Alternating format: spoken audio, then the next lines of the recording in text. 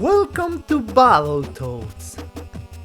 Hello everyone! To start with, if you're not familiarized with speedruns, basically we are trying to beat the game as fast as we can by using glitches, warps and shortcuts. First in line, we have a former world record holder and currently ranked 3rd in the world with a time of 12:47, Tionic.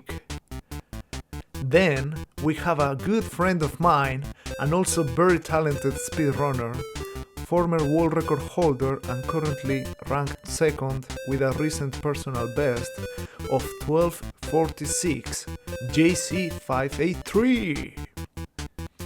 And the final person I want you to meet is the current world record holder with a time of 12:45, the Mexican runner, which is me. So let's get started. The plot of the game is basically Princess Angelica and people got kidnapped by the most sexy and beautiful villain ever, the Dark Queen.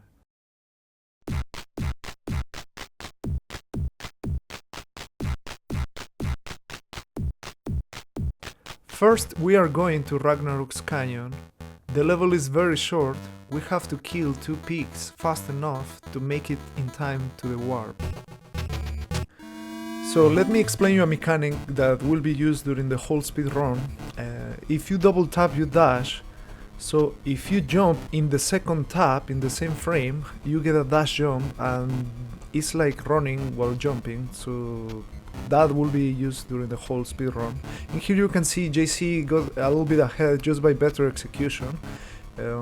You try to get those dash jumps, I failed there, the dash jump, then Tionic is slightly behind. Here he's gonna grab the bike and gonna kill himself intentionally before crossing the checkpoint.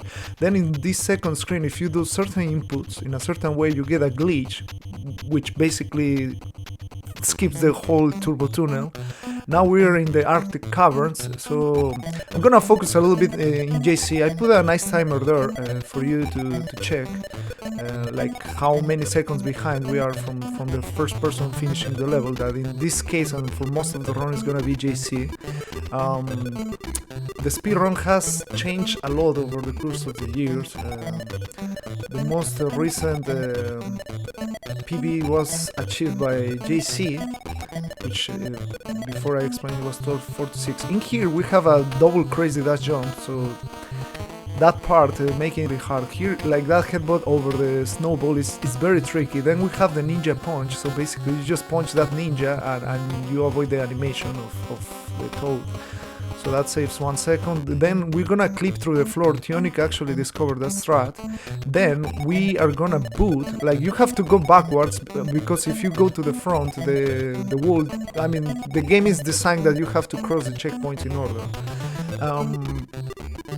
So we're focusing in here. It's possible to pass those walls if you tap every other frame, which is really impossible for a human to do that.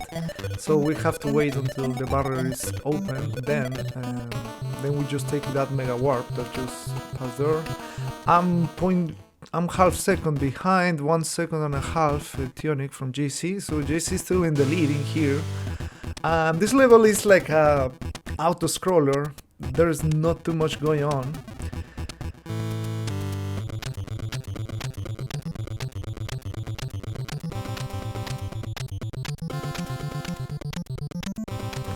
The only way you can save time is making a dash jump from the top of the snake in order to get faster to the out point. So in this second room there is a dash jump to make it over that spike and take that warp.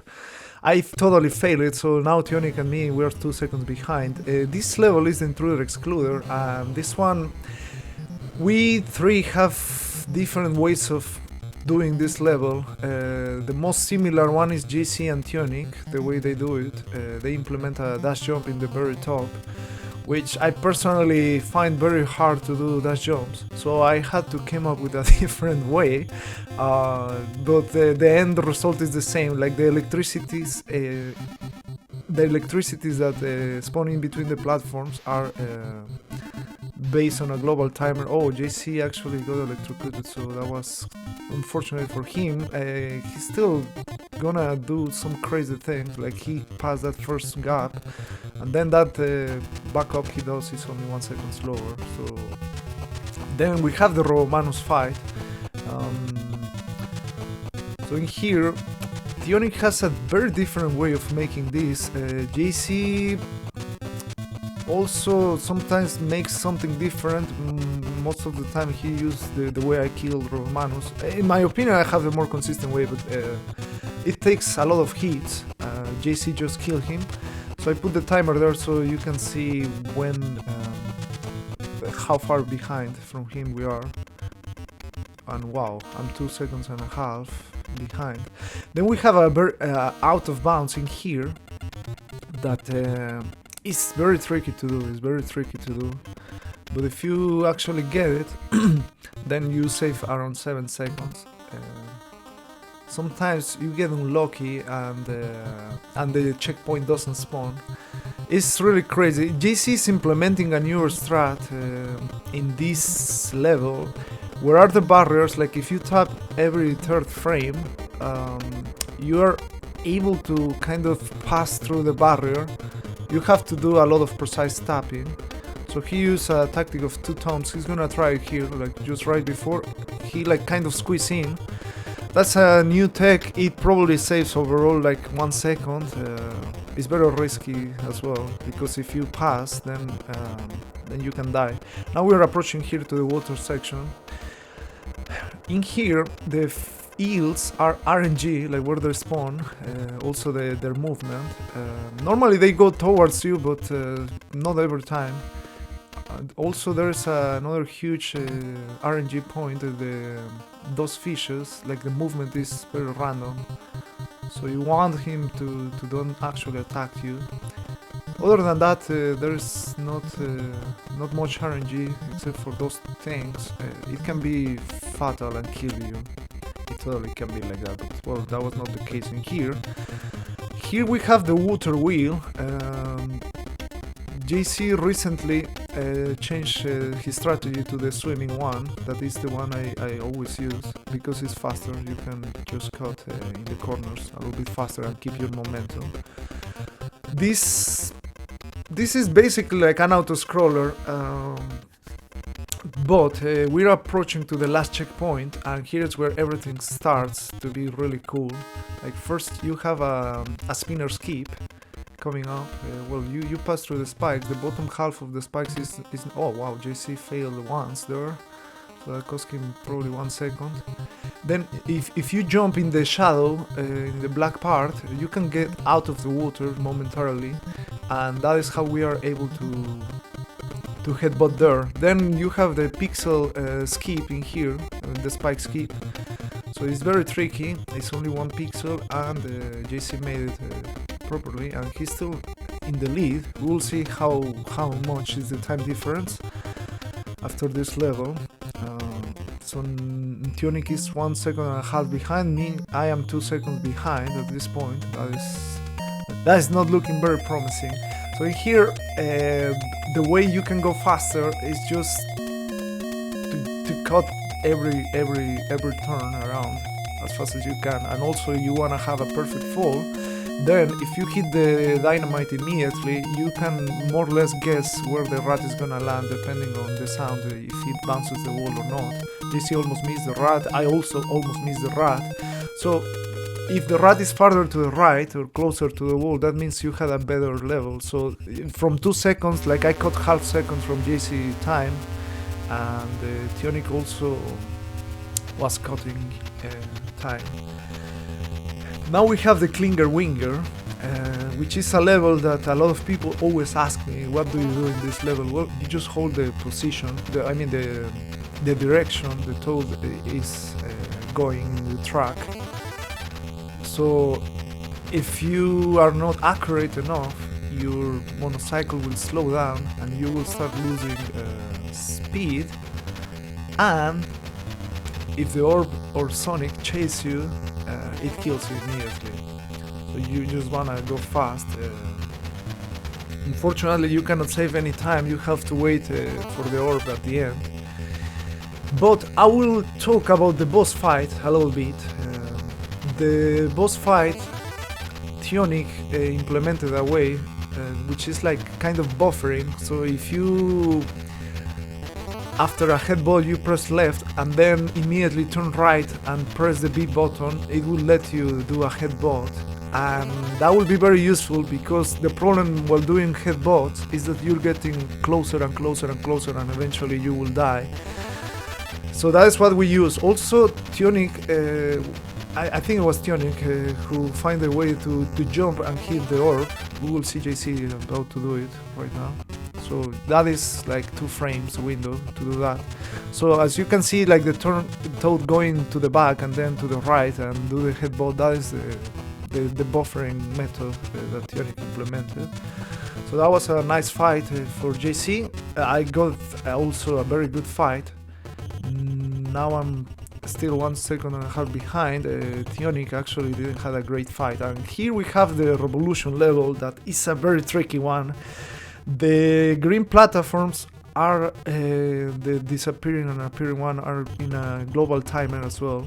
It runs every 4 seconds, so if you miss one of the platforms you can lose 2 seconds, depending of how it was. In here there is also another mechanic, like the dash jump you have, that I explained earlier, like you can do a dash jump from the springs, which is also very tricky, but well, you just try to go as fast as you can. JC unfortunately missed that red rhino, he got lucky and he didn't die.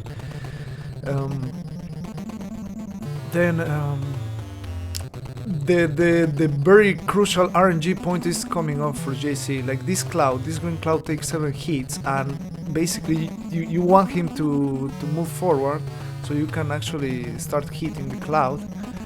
So that was still a decent fight. Oh, unfortunately JC fall down there, and because I told you of the cycle of the platforms, like he missed wow, he missed twice there.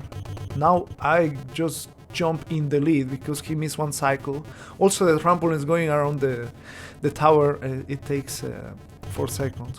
So right now I'm in the lead, Tionic is second, but JC is gonna get really crazy fast later on.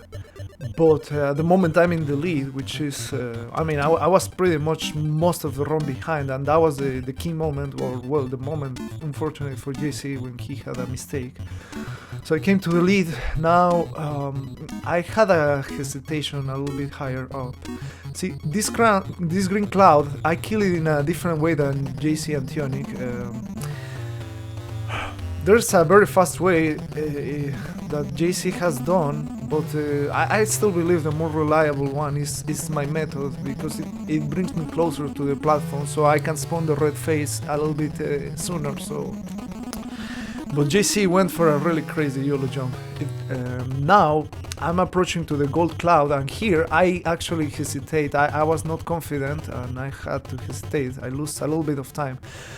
And here we approach the Darkwing fight. Now I'm in the lead, JC is 1 second behind. So we have a method to keep the Darkwing in the bottom, so I'm not gonna bother explaining, but I'm gonna explain something really fun.